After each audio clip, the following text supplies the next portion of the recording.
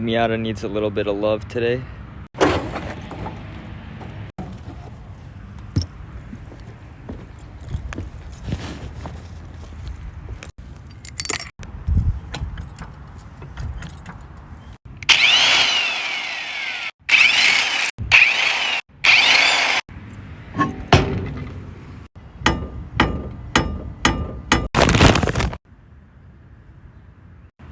So as you could tell, my lower ball joint is completely gone, as well as the other side.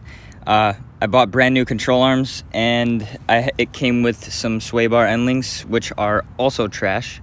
So we're gonna replace all that real quick.